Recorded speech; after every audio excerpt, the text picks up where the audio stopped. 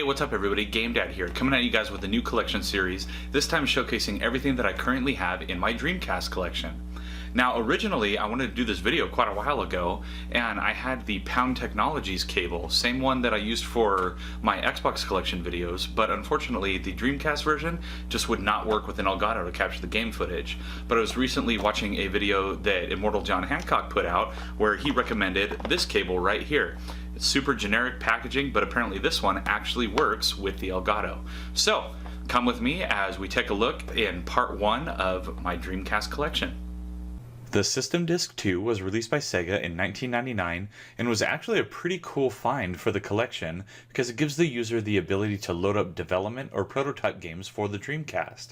I unfortunately do not have one of these in my collection, but I'm prepared for the day that I do. In the year 2000, Taito released Bust-A-Move 4 in all its bubble-popping glory.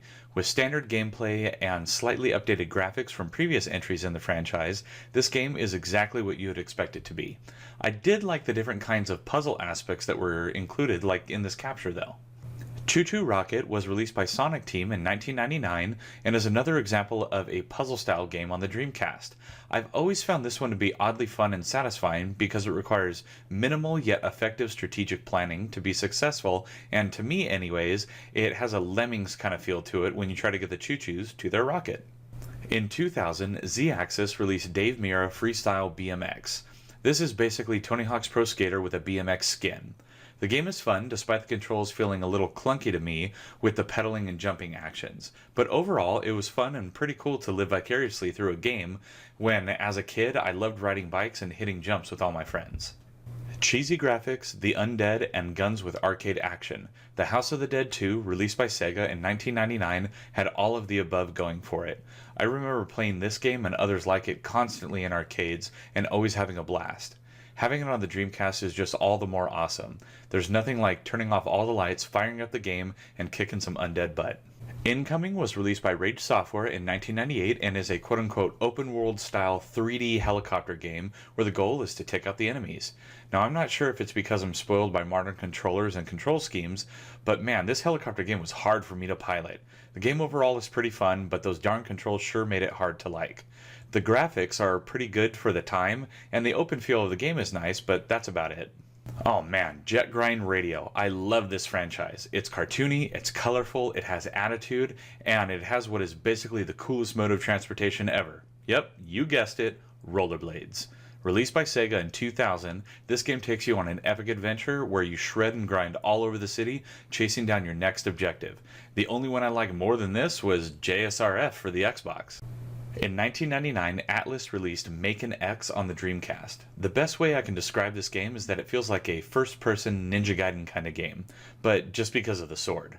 This game has all the fixins of your standard first-person style game. HUD? Check. Weapons? Check. Baddies? Check.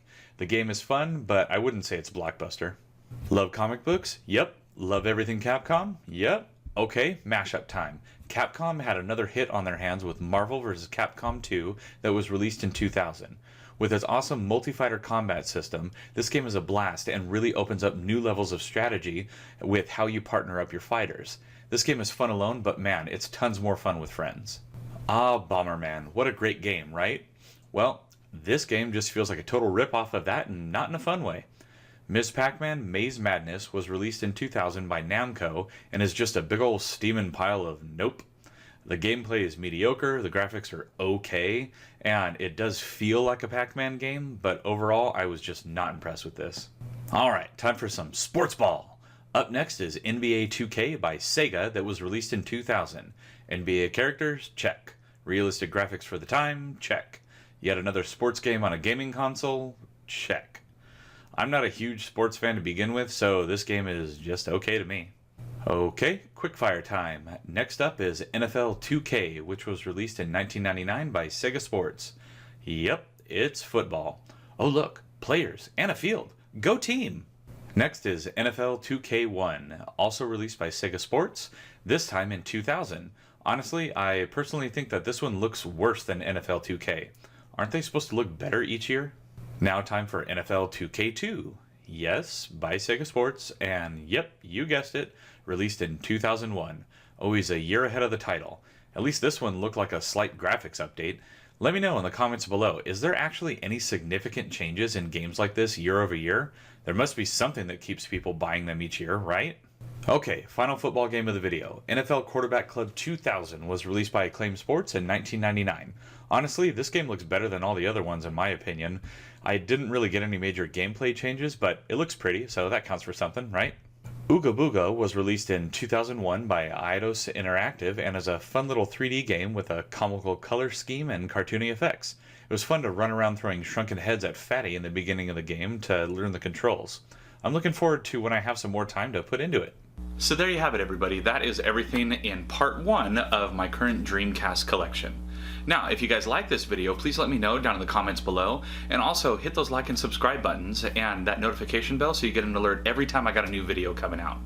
Now, as always, I'm GameDad. I thank you guys for watching, and I'll catch you later.